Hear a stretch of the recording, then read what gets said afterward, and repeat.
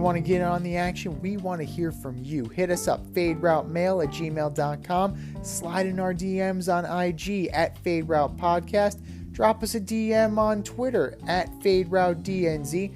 Comment on our YouTube channel, The Fade Route with DNZ. Questions, comments, picks, segment suggestions, you name it, we want to hear from you. Get at us, in crowd.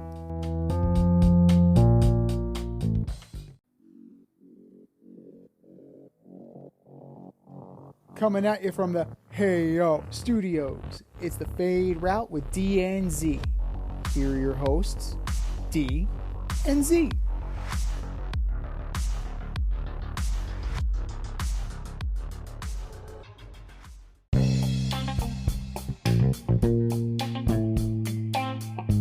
Coming at you live from the AO studio. It's the Fade Route with D and Z. I am D. We've got a great show for you tonight. Matt Dumba takes out Pavelski. Vegas and the Avs go down 1-0. And a few NBA stars are missing or might be missing game 2. But I mean, there are so many headlines with the NFL, with the NFL signing players, with the NBA in the playoffs, and the NHL in the playoffs. But we're going to begin today's show with Jalen Hurts getting paid. Jalen signed a 5-year, $255 million contract with about $179 million guaranteed. See, what does this contract do for Lamar Jackson? What does it do for Justin Herbert? What does it do for Joe Burrow? And what does it do for the Eagles? Well, Jalen Hurts is the flavor of the week, right? Like this is only temporary until the next big contract, right? We've seen this how many times now? Joe Flacco was at one point the highest paid. Matthew Stafford was once the highest paid. Matt Ryan was once the... It never left. It never left. He has a $23 million signing bonus, $179 million guaranteed, an average annual salary. This is the big one. The AAV is $51 million a season. You think Aaron Rodgers is pissed about that? But it's also like backloaded, right? Like he's not getting that much, I believe, the first 2 years. His big day payday then comes in year 3 or year 4. Right.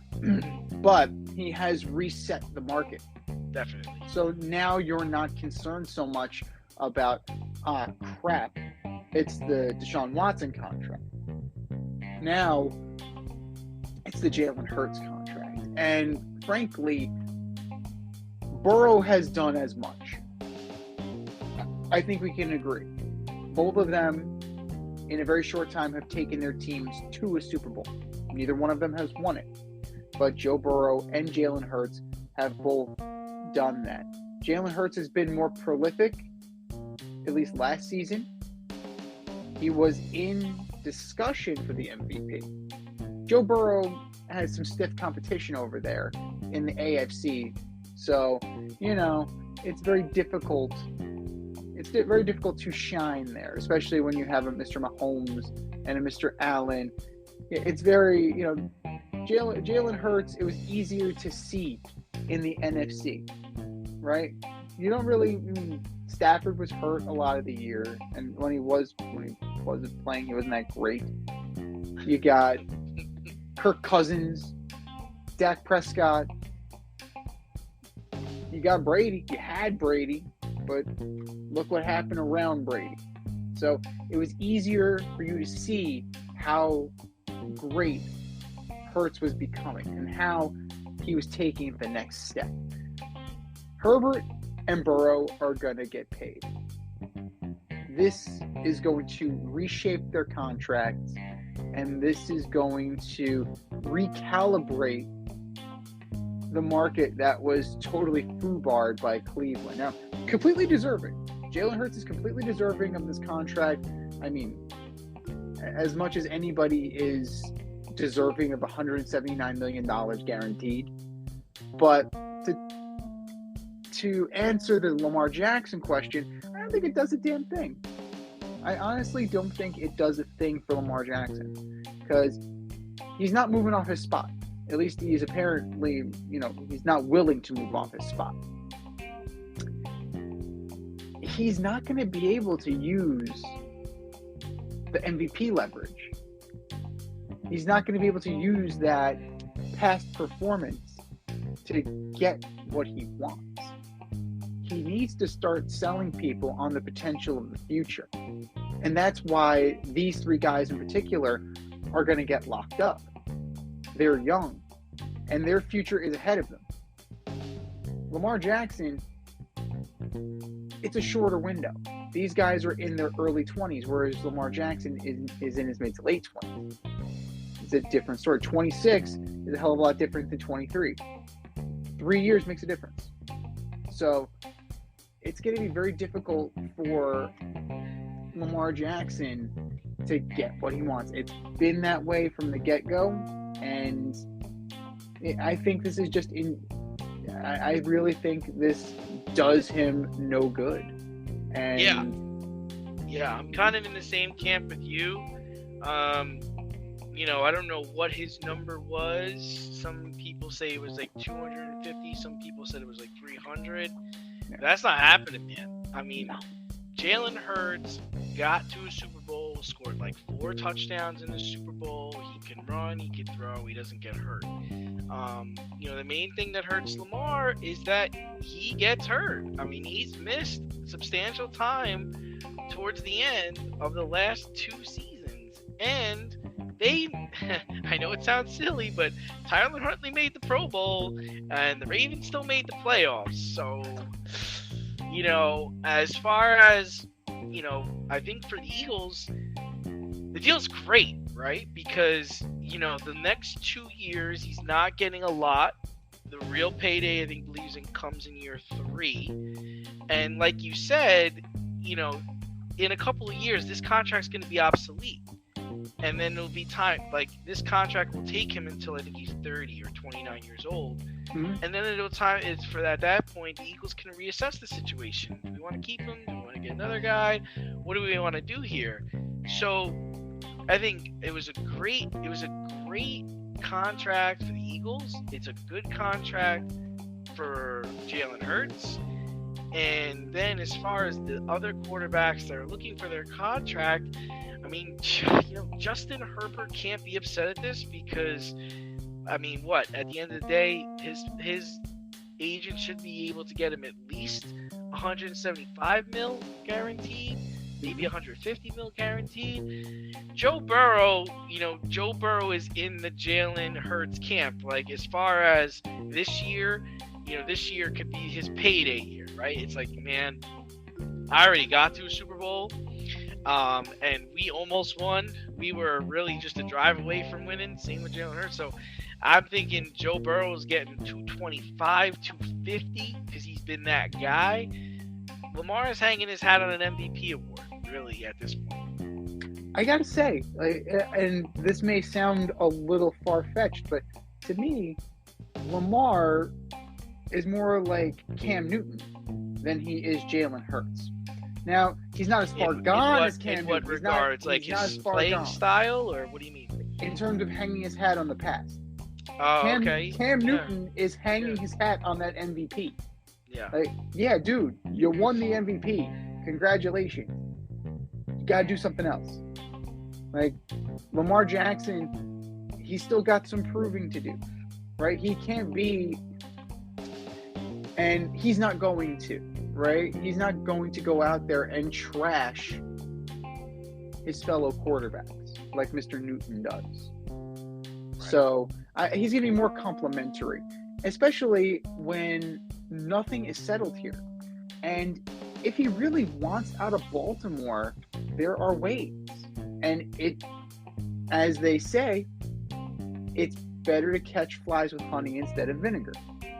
Now, the latest rumor, is that the Niners would be willing and are actively engaging teams that are calling on Trey Lance. I heard this too. If I'm Baltimore, I might be willing to listen. if I can flip Lamar, and if they want Lamar, and I don't have to pay Lamar, I'm not going anywhere. Like the Ravens, they're not going anywhere. I know you're a Ravens fan, but like I'm sure they're okay. They're okay. They're not world beaters. Not in that division.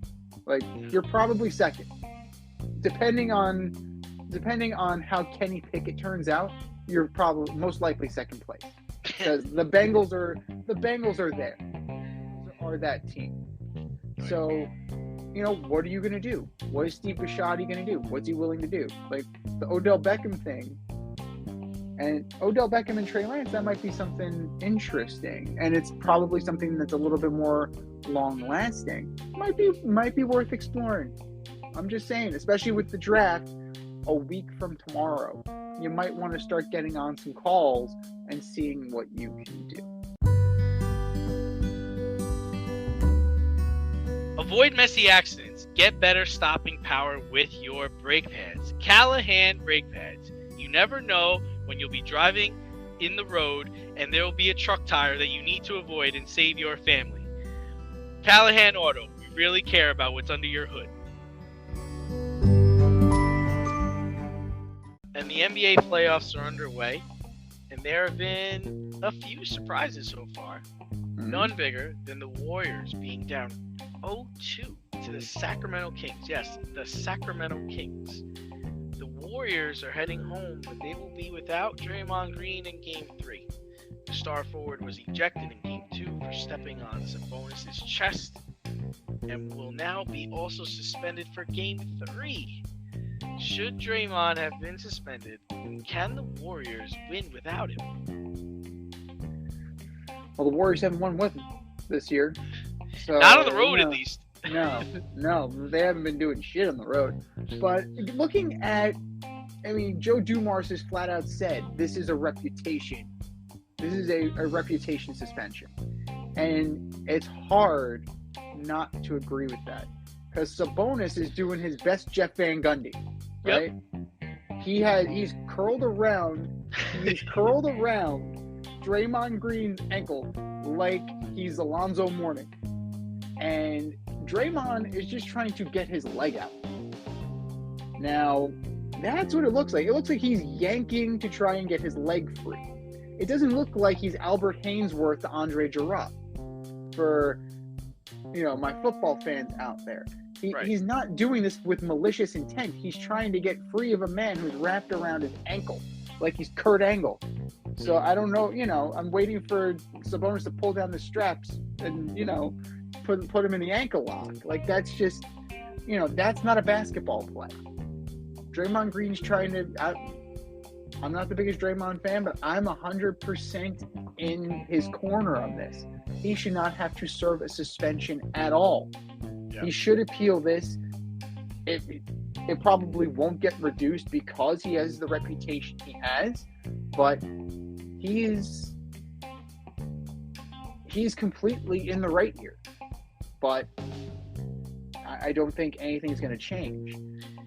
I saw this. I saw this happen live time, and I didn't think he really should have even been ejected from the game. He grabbed his ankle, and I just don't know where you wanted Draymond to put his foot. Like, where is he supposed to go? Like, exactly. This guy's got my ankle. I need it freed, and also there's some frustration there. I'm sure that you're grabbing at my ankle. Get off of me, So, and as far as his suspension, I don't really see why he's getting suspended a game. If you're going to suspend him, then you got to suspend Sabonis too, because he played a part in this. In regards to can they win without him at home? Yeah, I think they can. It's gonna take a lot, but this is the defending champions. They have not been down 0-3 in a long time. So, yeah, I think they can get out of this. They definitely can. And you know how it goes at home. Then the role players show up the best. So, Gary Payton, expect something more from him. you expect Wiggins to get back into the flow. You know, he has missed a lot of time, so I think that's something that that Warriors fans are hoping for. But yeah, the series is far from over. It's absolutely far from over. But credit to the Sacramento Kings. Like, they're going toe-to-toe with the defending champs. They're not afraid. And not only are they not afraid, they're taking it to them. They're outpacing Golden State. They're running. They're doing what they need to do. They have young legs. And young legs will run you out of the gym. Especially if, the Golden State Warriors are an older team. So it's definitely something to warrant. Now, like, it's going to be a lot closer than either you or I predicted. But I think we're going to be in for a dogfight of a series. I still have the Warriors. I think when the water gets deep, I think the Warriors are still going to come through. But right now, like, somebody's got to win a home game, right? So they have to come in. They have to win a home game. And if the Warriors don't do that, if the Kings are able to go up 3-0, that might be an issue. Like, that might be a little too. One of the questions I have for you is do you think this is the end of the Warriors? Not their dynasty, but the end of this team. I can't help but think about, how the Spurs, were winning championships and we're this dominant team in the playoffs, and all of a sudden, Kawhi's hurt. They go out in a sweep, I believe, in the first round. Can't recall the team, and I think it was in 2014 or 2015. And then we didn't hear from the Spurs again. So do you see the Warriors walking that kind of rope right now?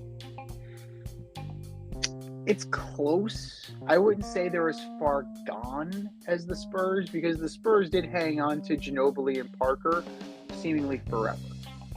And the guys that they brought in to replace him, like LaMarcus Aldridge, they just didn't fit the bill. They were nice players, but they couldn't sustain the excellence.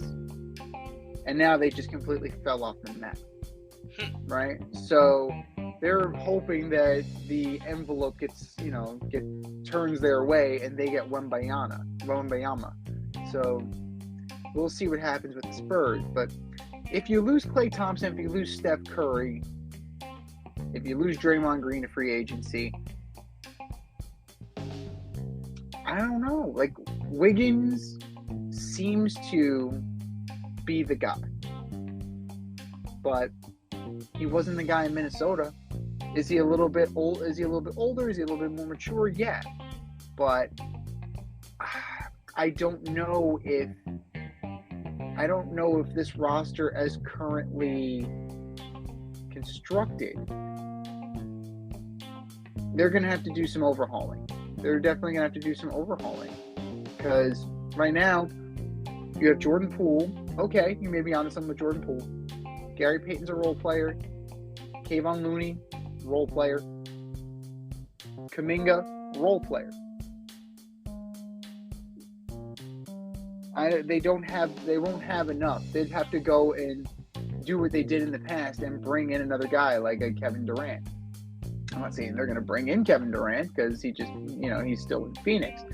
But you need definitely a little bit of star power, and you need to revitalize this team.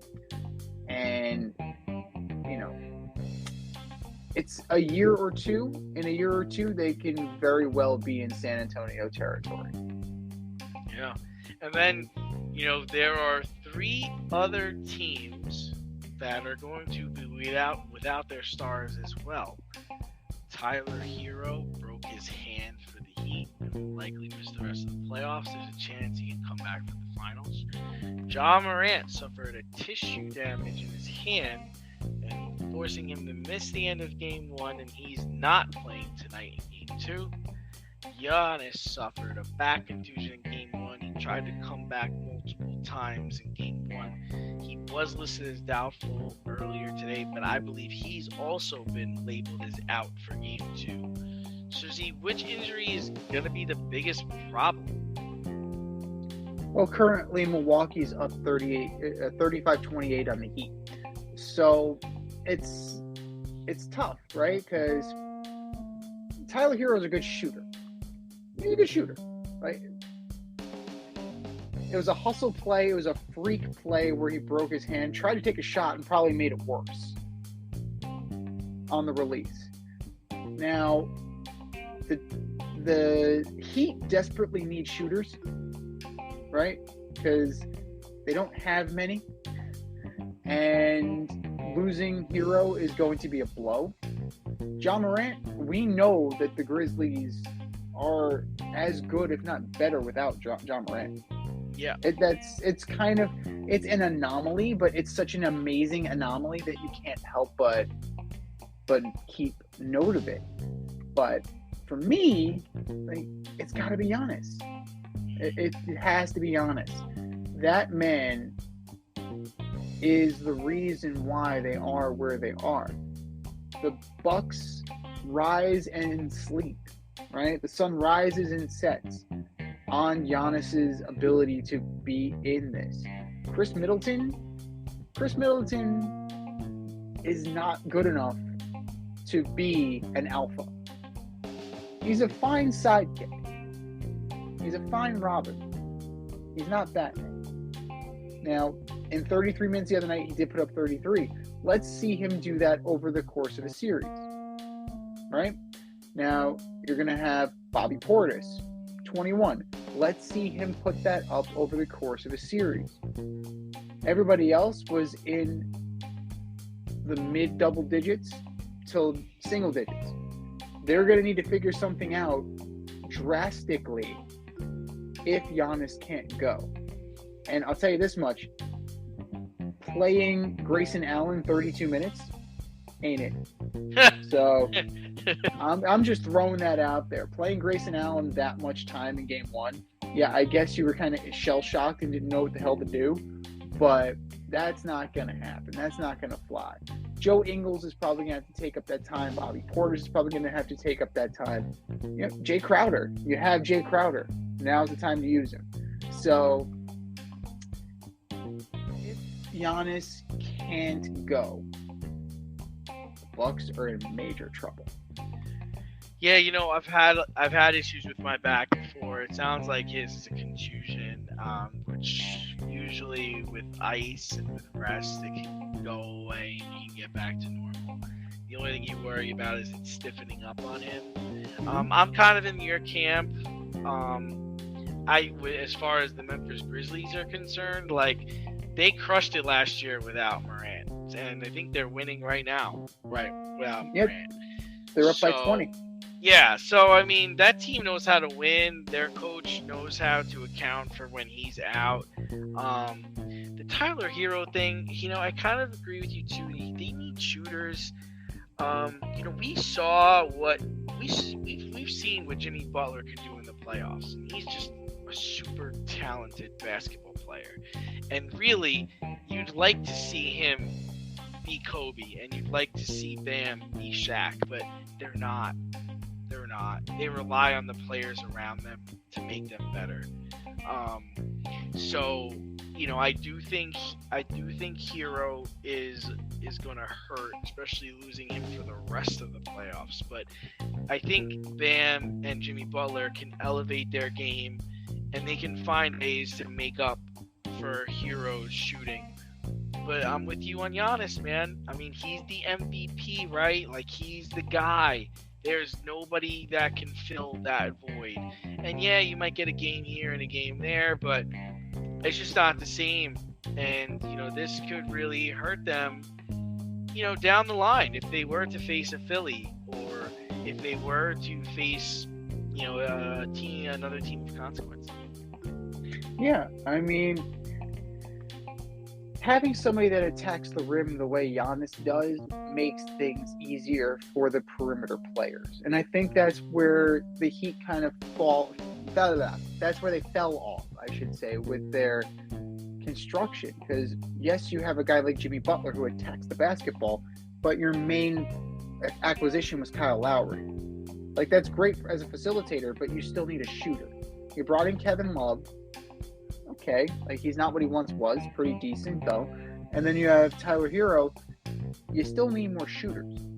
You still need more guys. Like, Jimmy Butler will go to the rim with the best of them, the same way that Giannis will.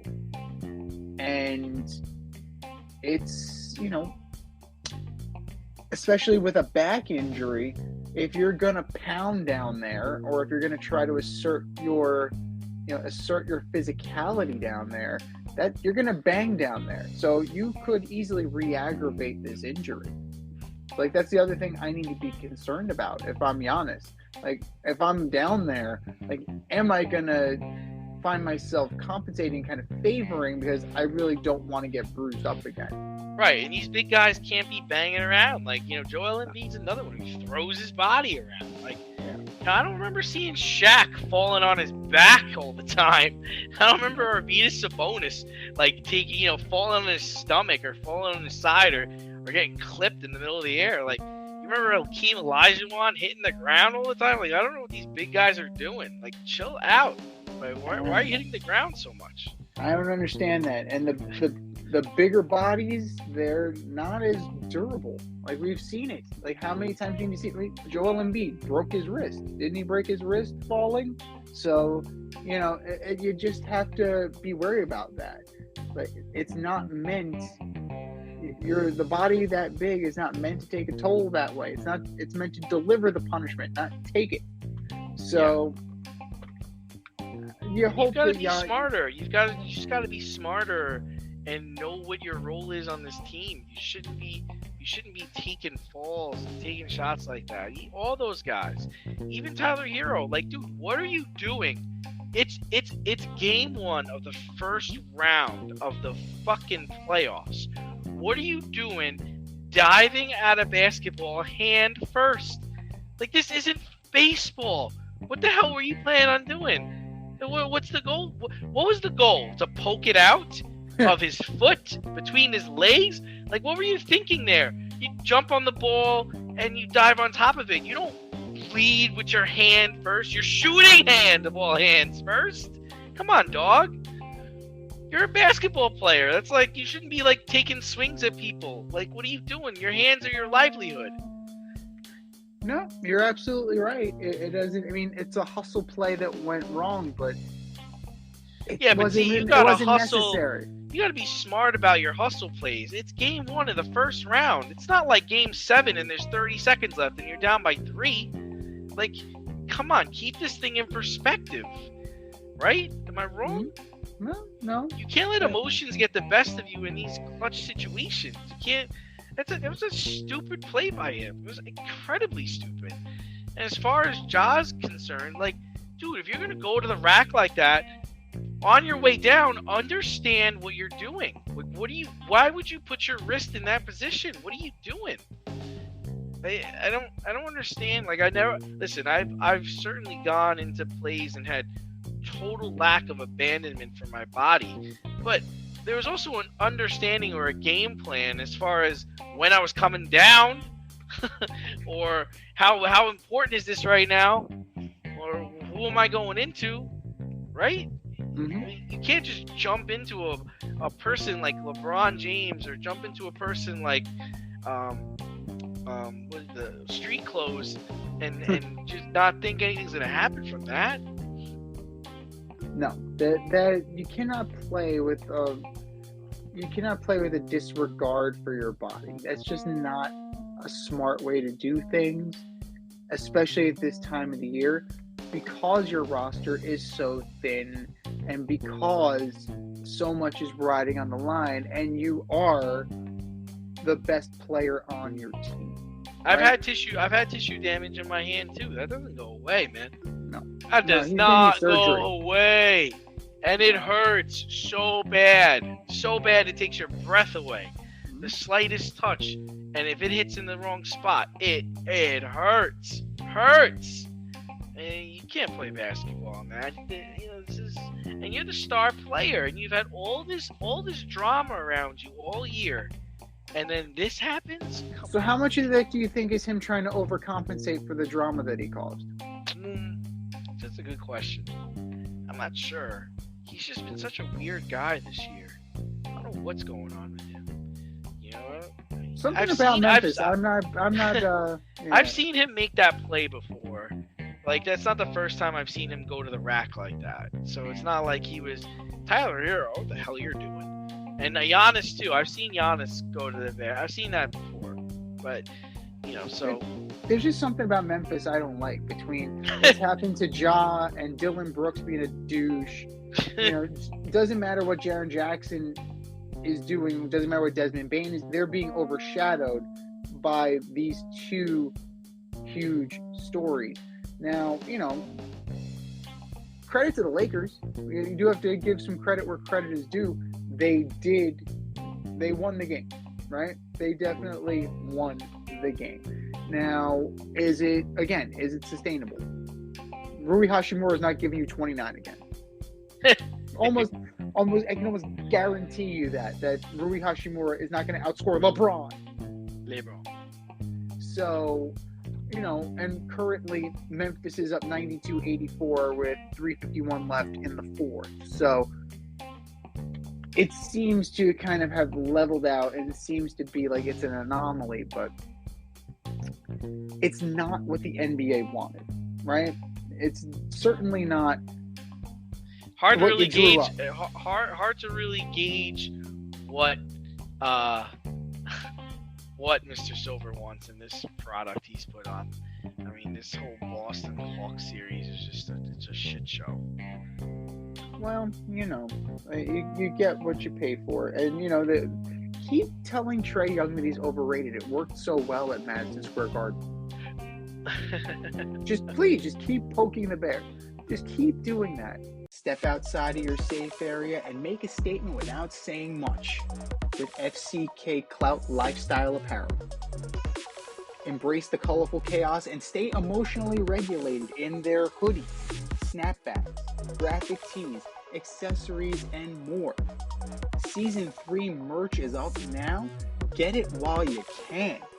Go to fckclout.com and get all of your needs from men and women. That's fckclout.com. We're gonna move to the ice now. So this is the bread and butter of this show today. Oh, the NHL hockey playoffs are just the best. They're always the best. It's the best sport when playoff action arises. It is fantastic, and we have a lot of great matchups too, right? We're gonna focus on the West for now, but tons of rivalry throughout both the Vegas Golden Knights and your defending champion Colorado Avalanche dropped Game 1 in their series. This is a big deal, little deal, or no deal at all. I'm going to say it could be, I would say it's a little deal, and it could become bigger, right? I mean, we've seen this in hockey. The hot goaltender, team gets hot. I mean, Golden Knights had an awesome year. Avalanche are defending champions. I'm more concerned with the Golden Knights. I didn't like what I saw out there. They didn't seem like they were ready to play. They seemed out of it. Colorado, we know those guys can play. We know they can bounce back. I can see them evening this series. But for the Golden Knights, I'm a little concerned. Scoring is an issue with the Golden Knights. Like, they have the talent. They absolutely do. They have Kessel. They have Eichel. They have 5-1, right? They have Marcia. So yeah, they've lost 5-1. Now, kudos to the Winnipeg Jets. The Winnipeg Jets, kudos to Winnipeg. Adam Lowry, Blake Wheeler, Nemesnikov, Mason Appleton. He's logging quality ice time. Luke Dubois, that cat is interesting. He was sucking on packets of maple syrup on the bench. That's an interesting fella. Had a nice goal, 18-22 of ice time. So you have to be concerned about the goaltending right? You have the goaltending is the issue. You went and got Jonathan Quick, but then you have Russell start for you. So you bring in Jonathan Quick for a reason. Now, if he's hurt, right, that's a different story. Of course, you're going to go with the guy who's healthy. But you figure you want a guy with that playoff caliber pedigree, right? You figure you'd want a guy that's won a couple of Stanley Cups or won a Stanley Cup. Like that makes sense to me. Colorado, I can see it as a one-off. They're gonna miss Landeskog. They've missed Landeskog for a while. He hasn't played since October. So this falls on McKinnon. This falls on Rantanen. It falls on Lehkonen. These are the guys that are gonna have to step up in his absence. And now's the time for Alexander Georgiev to prove that he's better than what we thought he was. Right? He was Igor's backup. Now let's see in the big moments when the lights are on bright. Let's see if he can be that guy. Because Phil Grubauer had a hell of a game. 34 saves. Right? Fantastic job. Seattle's tough. Like they don't have the name value, right? But they have some players. And they are going to play you tough. This is their first time in the playoffs, right? Their first time in franchise history. You know, Matty Beniers, Ryan Donato, Jordan Everly, Morgan Geekie, Yanni Gord, Oliver Bjorkstrand. You have a good core. Brandon Tanev. You have guys on this roster that are going to give you fits. And the way they play, they hang tough. Now, Colorado, as the defending champs, I believe that they can weather the storm. But Kraken aren't going anywhere. They're not going to make it easy. They're definitely not going to. Oh no, they play hard. They play hard. Absolutely. Now the Golden Knights, they need to wake up. They need to wake up. I mean, come on. Would they have 16 shots on goal, 17 shots on goal? You guys got to shoot, man. Not even, yeah. At home. Hellebuck made 16 saves. 16 saves. You can't in good conscience only put up 17 shots in a playoff game. I mean, and these two teams are got the Golden Knights here. Got the Avalanche. Really, they're supposed to be the top class of the West. You can't bring this garbage into the Stanley Cup Finals against the Rangers, against the Lightning, or against the Bruins. Forget it. No. Forget it. You're gonna get embarrassed. No, but it does tighten up the deeper you go in the playoffs, right? So that's the one thing. And there's been, for all the success that Vegas has had, there's been a ton of instability there. Gallant was there. He's not there anymore. He's with the Rangers. DeBoer was there, right? There's just been, for a franchise that's still relatively young, there's been a lot of turnover and a lot of tumult. So, is it too much too soon? I mean, they weren't in the Stanley Cup in their expansion season. A little manipulation of the draft there by Mr. Bettman. Well done, Gary. Well done, absolutely well done. But we love you, Gary. You're probably our second. He wasn't a legend superstar for a long time, but he was. He's gotten in our good graces in the last couple of months. Yeah, but that's because he's the longest tenured, and all the other commissioners have done such a shitty job. That all Gary Bettman has had to do is show up and fly under the radar, and he's good on that. But he does have a fine playoff product. He does, and it has a ton of skill, a lot of grit. And just on the hair's edge of physicality, and that brings us to the Minnesota Wild's Matt Dumba. He finished his check on Dallas forward Joe Pavelski. Like Dallas Stars, Joe Pavelski was seeing stars after that hit. Now, was it vicious? Yes. Was it clean? Debatable. The Dallas papers are calling for the NHL to throw the book at Matt Dumba. What say you? Yeah, I've watched it a number of times, and I feel terrible for the guy. From what I understand, he's a leader on the team. A bunch of the younger guys live with him. He's a big voice in that locker room. But dude, you gotta have your head up, coming down in the other team zone, and he didn't. And as a defenseman, you're taught to light them up. And as much as I've seen it, and as much as I feel bad for the guy, it looks legit to me. And he finished him. So I feel bad, but I don't think the NHL should be taking any action here, especially if you look at what's going on in the other games. Now, as you're looking, it's a backhand pass.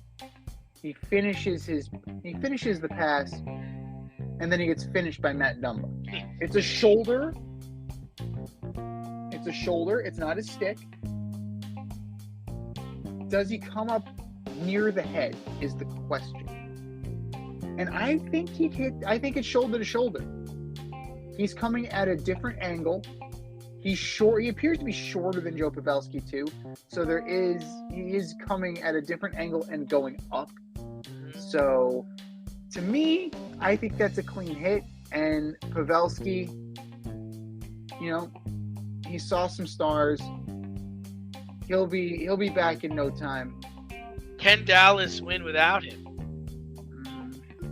That becomes the question, because Minnesota is a pretty talented team with Kaprizov. Yeah, I mean, does this series matter? Does it matter? Does this series matter?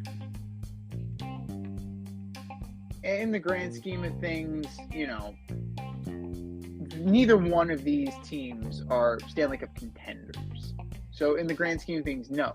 But you don't want to see guys get hurt, of course. No. And, to me, this is very similar to the Draymond Green thing, except Draymond Green does not. Draymond Green has a reputation. Matt Dumba does not.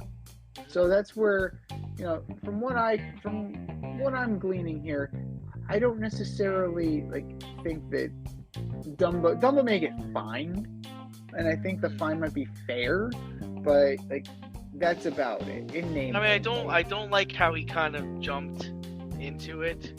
It's a 2-minute penalty for charging. Yeah, I mean, he did come off of his, off the ice to deliver the blow. It was excessive, but I mean, he's doing his job.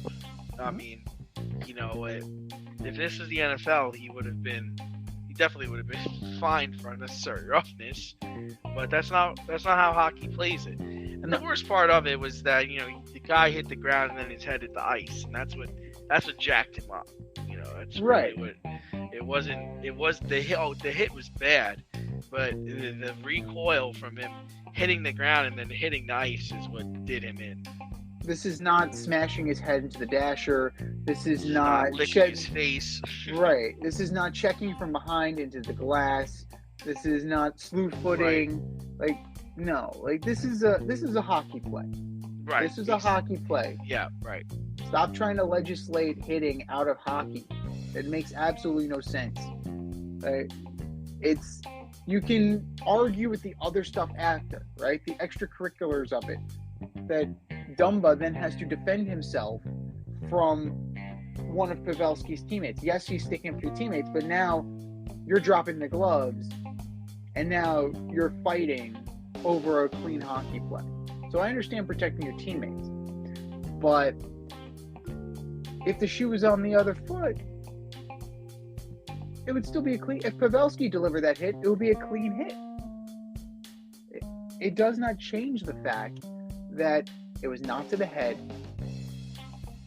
and the ice is what caused the damage, like you said, because it's his head snapped back.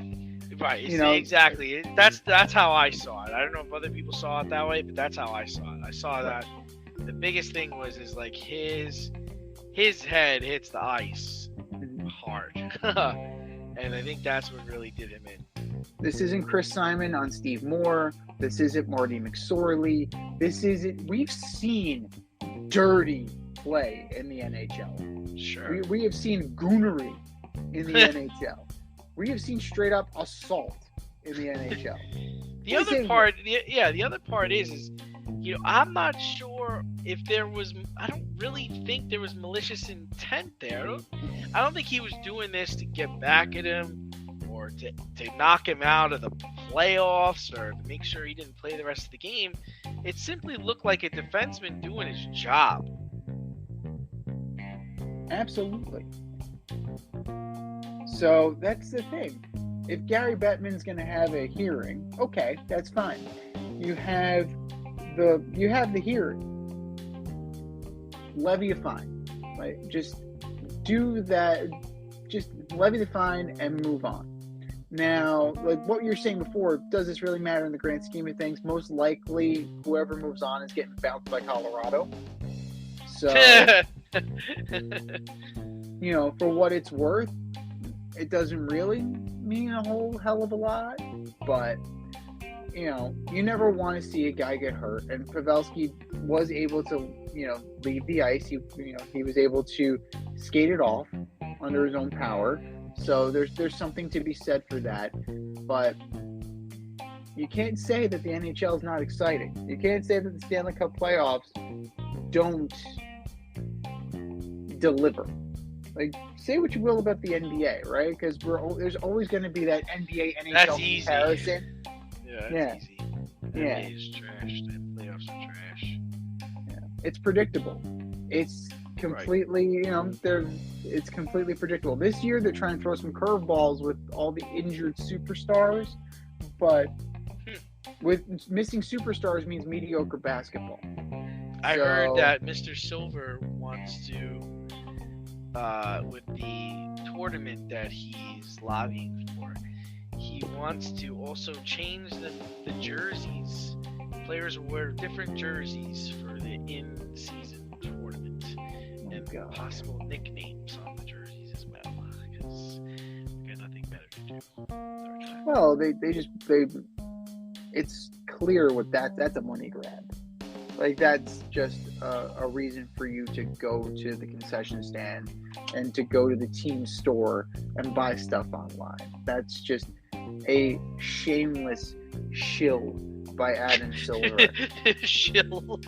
It's a shameless grift on his part because he's trying to get his money out of your pocket. Don't you get it?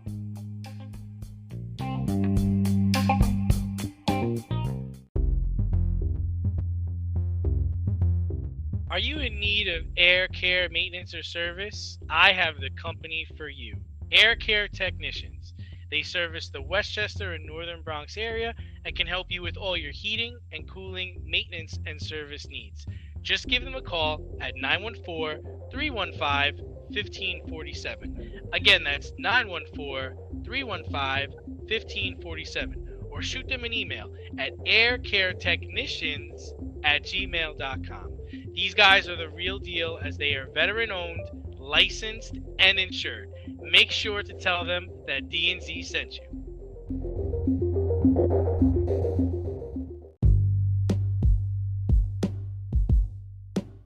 Bullshit or no shit? We're going to debate this week's most controversial sports topics right now.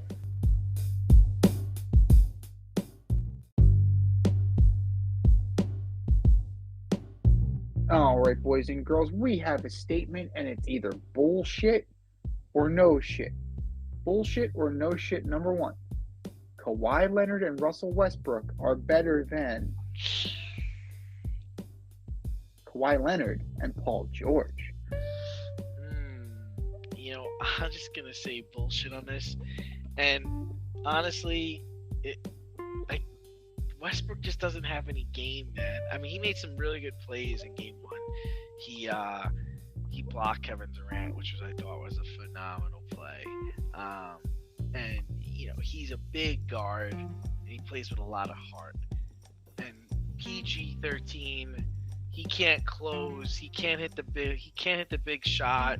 He can't close out a series. But I mean, I do think he's a far better basketball player than Russell Westbrook. So I'm gonna say bullshit.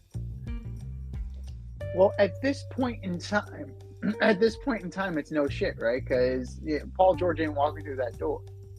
So, from the standpoint, to be the prisoner of the immediate moment, it's completely no shit. But in terms of long term, and this is lightning in a bottle from Russell Westbrook.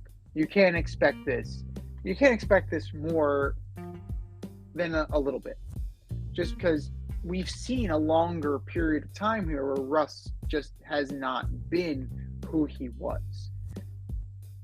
Paul George, for all his faults, he's a scorer. That's what he does. He does it pretty darn well. Kawhi Leonard makes either one of those guys better. He's the linchpin. He's the guy who is critical. You lose Kawhi Leonard, they're both fucked. So, for me, just because Westbrook's actually playing, I'm going no shit on this. But if they were all playing together, the combination of Kawhi Leonard and Paul George is much better than the combination of Kawhi Leonard and Russell Westbrook. So a little bit of semantics, but still accurate. Bullshit or no shit. Number 2, Garrett Cole is getting your early vote for the American League Cy Young. I'll let you go first on this one. I know he's your boy. It can't help it. I'm sorry. He just has a hateable face. But I hate you. It's just like, can't stand it. But it's hard to argue, right? It is. He's first in wins. He's really doing well. He's first in wins. He's 5th in ERA, right? He's 3rd in strikeouts. He's 1st in quality starts, tied with my other bestie, Marcus Stroman. So, it's very hard to argue that. The only other person that you could possibly make a case for, and that pains me to do so as well, is a guy like Sonny Gray. Oh. Right? And, also Shane McClanahan is doing well so far. He's tied with Garrett Cole with wins. So he's definitely something. Ohtani is somebody that you need to take notice of. Ohtani's been pretty fantastic too. Yeah. Pablo Lopez is good. It's something that you definitely need to take into account. But it's a sprint, not a marathon. But in this sprint, Garrett Cole is out ahead of everybody right now. Yeah. No, he's pitching better than I've seen him pitch ever. I'm going to say no shit on this. As much as it pains me to say it, dude is lights out right now. He's nasty, he's filthy, he's unhittable, he doesn't have any excuses, and he's their guy, right? I mean, Cortez is good. Rodon doesn't look like he's gonna play this season. But yeah, I'm with it. The Yankees need him to step up. So it's a good thing that Garrett Cole has gotten off to the start that he's gotten off to, because Rodon, he had a setback. Like he's now dealing with some back issues. That's definitely it's this guy. Yeah,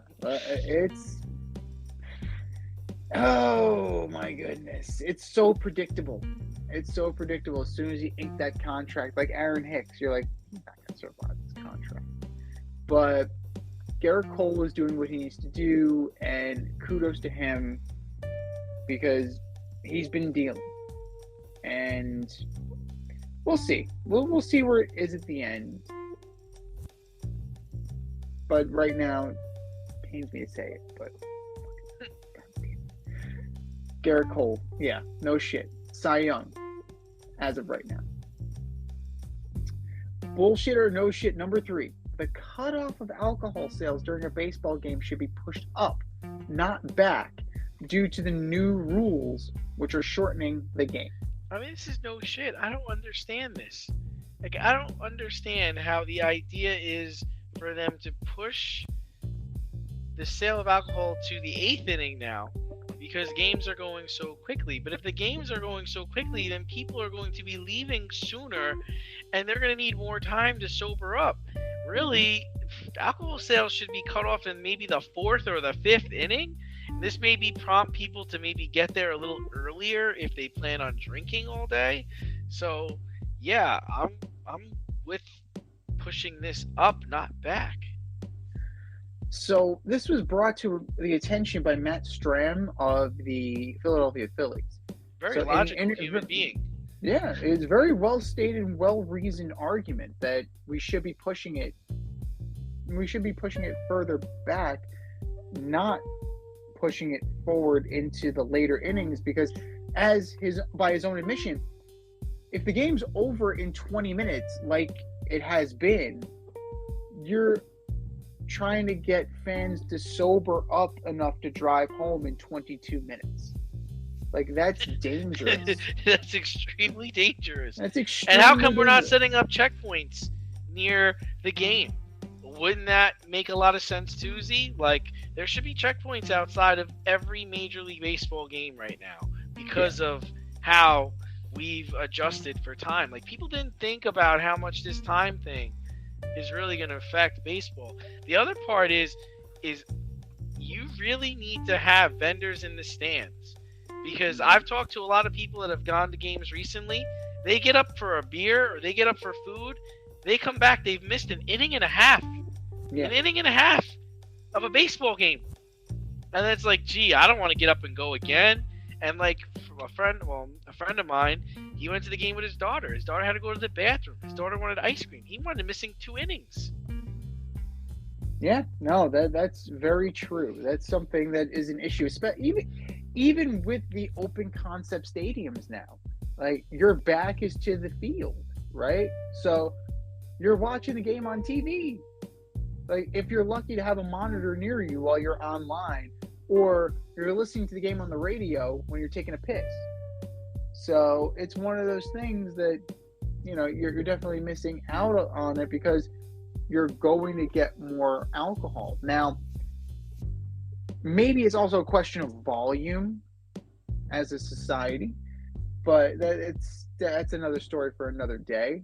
I'm not really too keen on trying to solve America's problem with alcohol, but yeah, I mean, the drinks have gotten larger, the drinks have gotten more expensive, and they just keep flowing.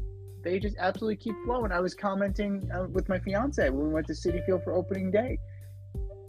The cans, they're now in the tall boys. What we were drinking was in the tall boys. 22. Yeah. So in the past, it wasn't that much, and now it's changed. Like, if you go to an NYCFC game, you're able to get Bud Light hard sodas and Bud Light seltzers, but in the tall boys, which is about 4 of the small cans. 4 small cans. So you have 2 of those. Now had 8 small cans of Bud Light hard soda or Bud Light seltzer. Like, that's a lot of alcohol in a very short period of time. Right. And the answer to your question, why is this happening, is money. Yeah. The answer to all of our questions, as per usual, is money. Now, some teams are doing something interesting, where, the Yankees, for one. So it's 2.5 hours or the 8th inning, whichever comes first.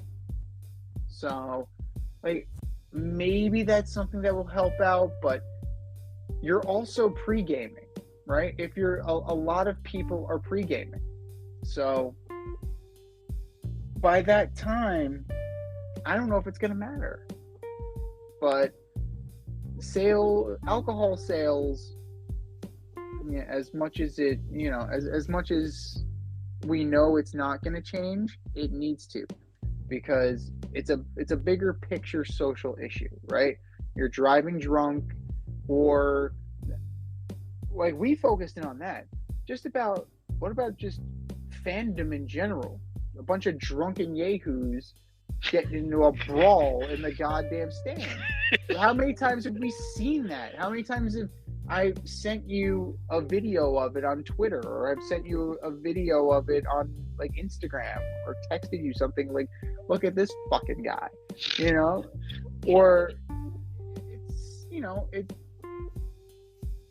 amazing that teams see that and they think we just need to give them more. Let's give them more alcohol. Let's give them another innings. Let's give them more time. Oh my God. But kudos to Matt Stram. Like, at least one person has their head on straight. So another one, a Philly. It pains me to say that, but kudos to you, sir. You appear to be thinking most logically.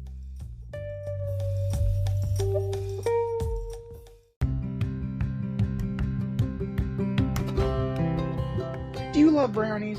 Of course you love brownies. But you know what's better than a brownie? A delicious, handcrafted, gourmet brownie delivered right to your doorstep. That's what our guys at Sweet Life Brownie Co. offer. Chef Tommy D and the crew offer a dozen delicious delights that you will crave, from the classic OB to Dutch apple to campfire s'mores and many more. Check out their website, sweetlifebrownieco.com, for their Friday brownie drops. At noon, their site goes live and you see what they're making. Since you're there, become a site member and earn points. You earn 50 points just by signing up. Make sure you follow on Instagram and Facebook too, at sweetlifebrownie_co, for the latest updates and their latest releases and creations. That's sweetlifebrownieco.com. Give them a call, 845-641-3043, and tell them D&Z sent you. That's sweetlifebrownieco.com, 845-641-3043. Sweet Life Brownie Co., because there's always room for a brownie.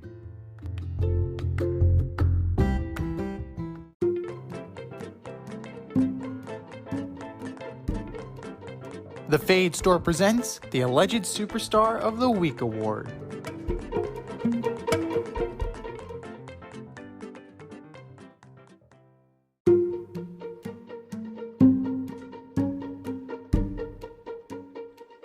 Girls, you know what time it is. It's time for the Alleged Superstar of the Week.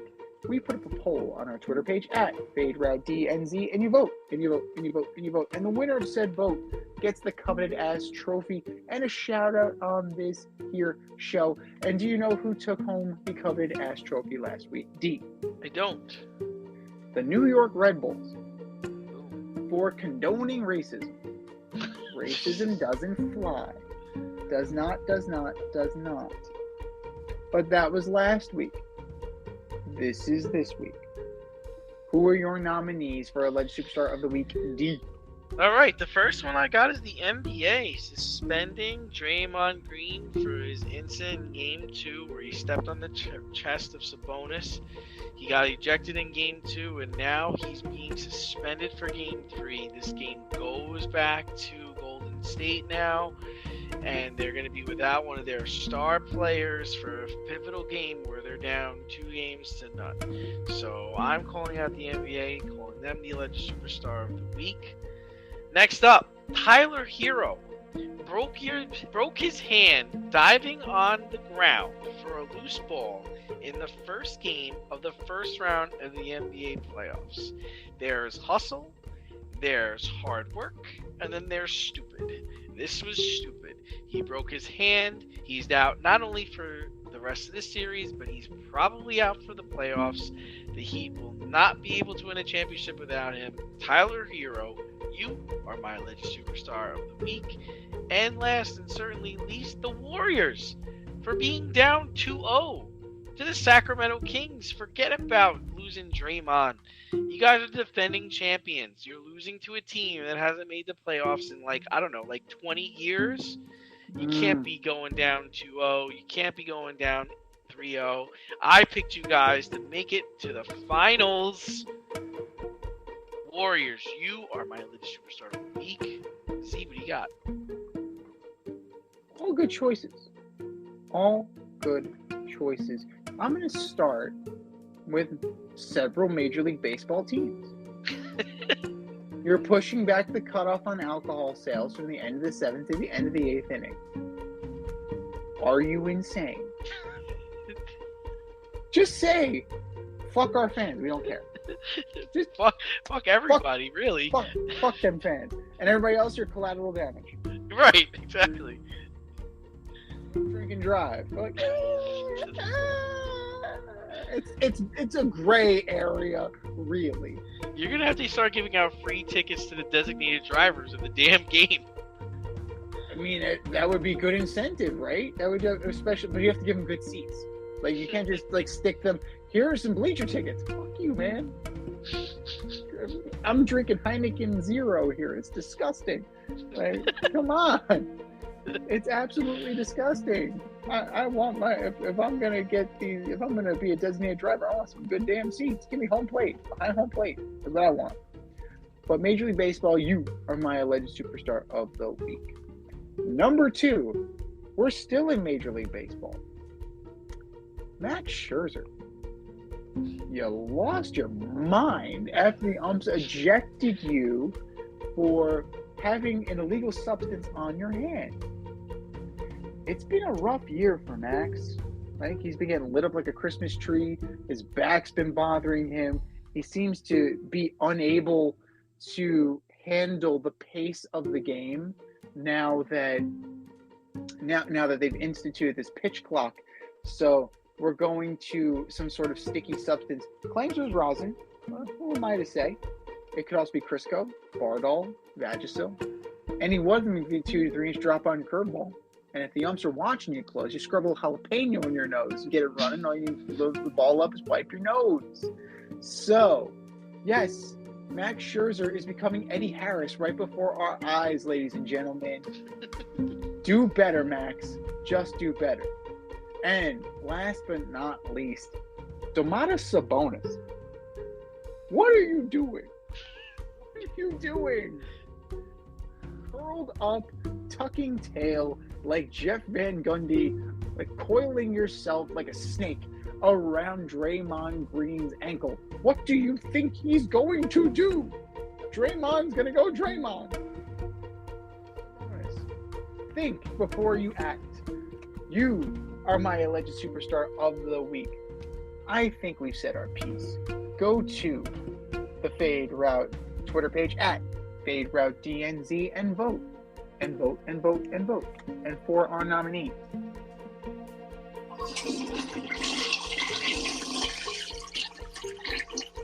Just do better, boys.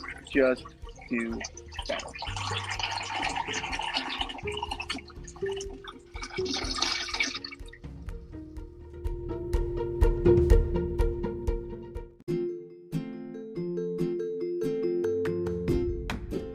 You can't help but smile when you see a balloon. The simplest occasion is a party. Westchester Pop Stars, located in New Rochelle, New York, offers balloon styling and decor for all life's events. Birthdays, anniversaries, weddings, showers, school and corporate events, store openings, or just because.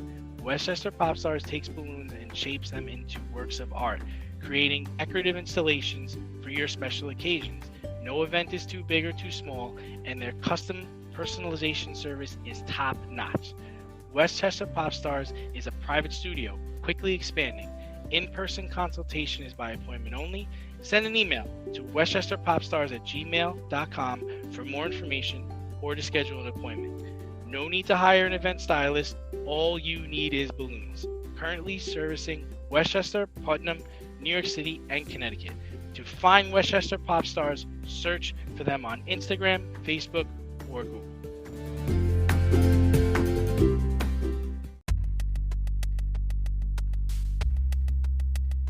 Order up!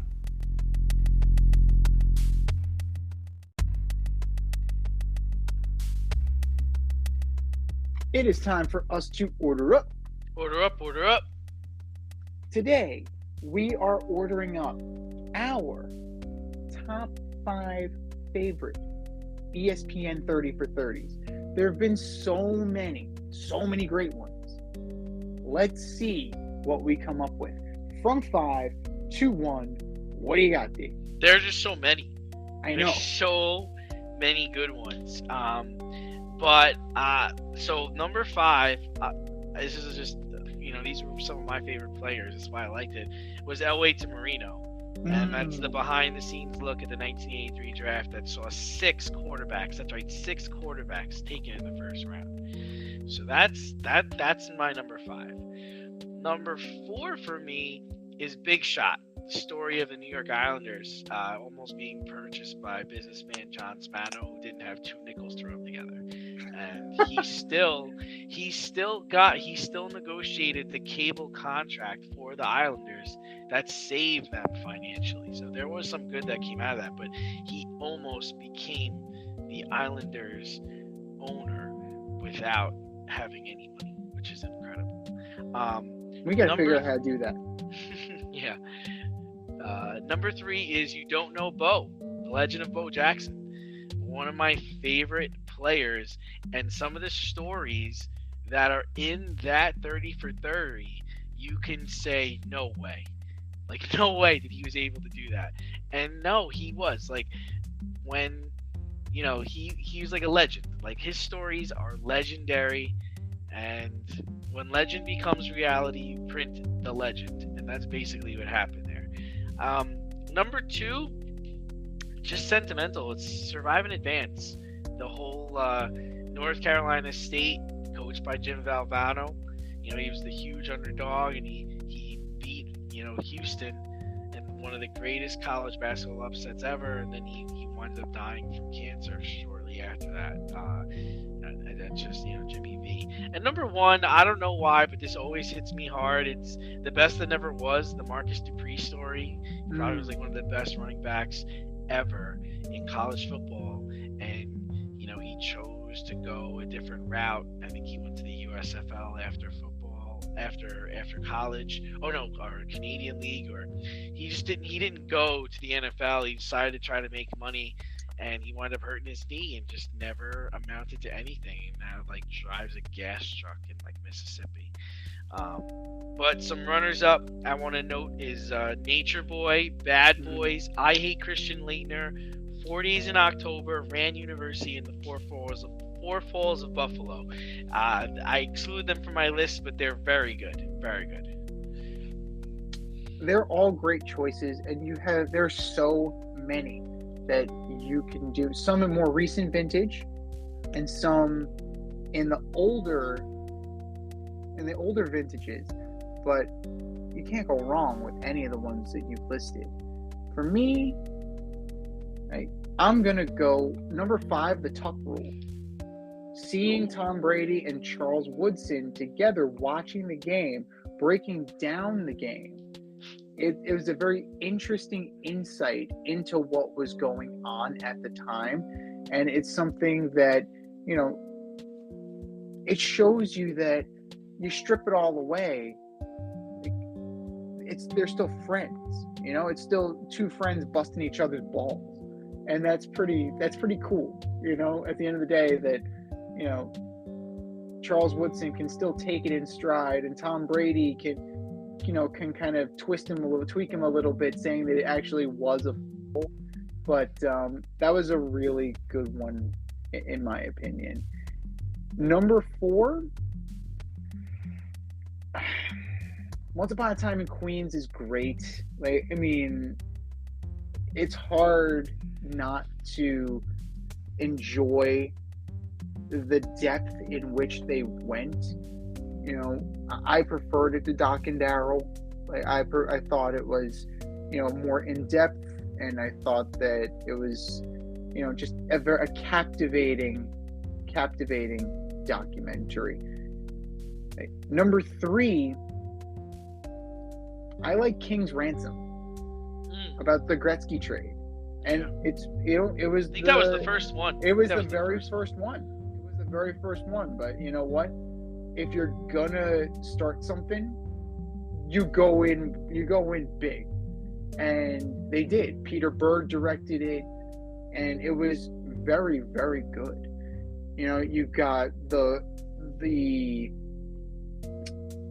business aspect of it. The Edmonton Oilers are going broke.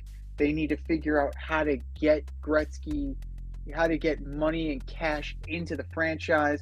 And the only, one of the few assets they had that they could actually move without disrupting the entire team. And, Gretzky had wanted out. He was, dating Janet Jones at the time. I think they were going to get married, or I think they get married about halfway through the documentary. And there's just all these. She was, and she was just coming out of like Police Academy 4 or whatever. So like that acting career is really taking off.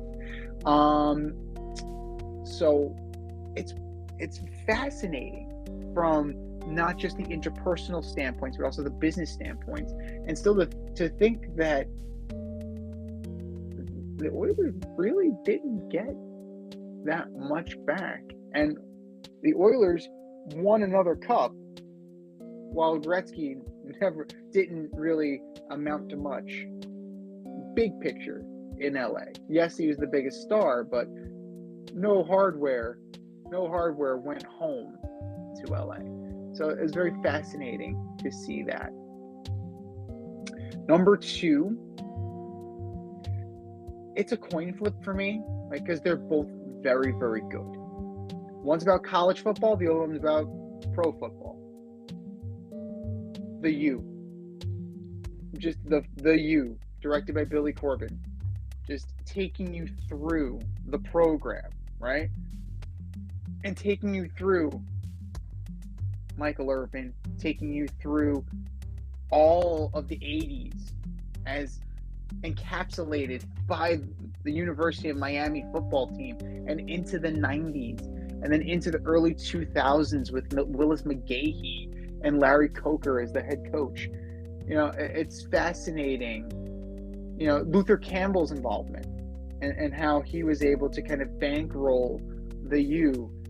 It was very fascinating, and it really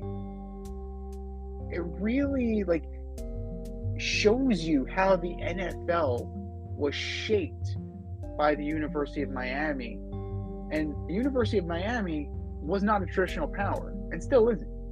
So that is pretty awesome.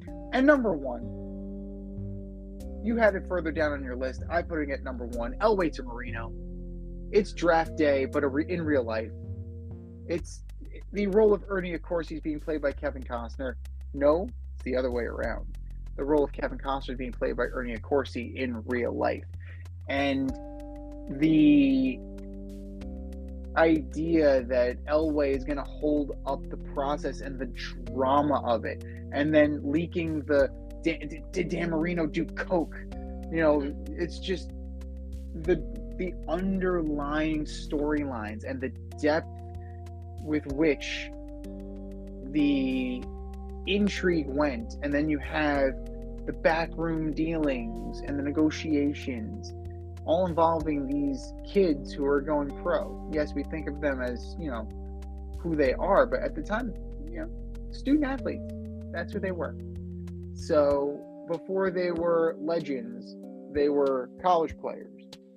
And it was just a very well done documentary, and it really it captured my attention just from like those were the guys I came up with, growing up as a football fan. Oh yeah, Elway, Jim Kelly, Dan Marino. These were the guys. These were the legends in our time. And to see how that draft class shaped the NFL for years to come is pretty amazing stuff. This has been the Fade Route with D&Z. Thanks for tuning in tonight. Catch our podcast on Wednesday nights on iHeartRadio, iTunes, Spotify, wherever you listen to your podcasts. So until next time, stay fade, everyone.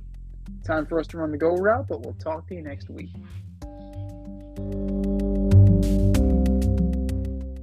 Thanks for listening to this episode of our podcast. If you like what you heard and want to hear more, be sure to like and subscribe on your favorite podcast platform. Rate us 5 stars, leave us a review, turn on subscription notifications, and tell your friends. Spread the word, spread it wide.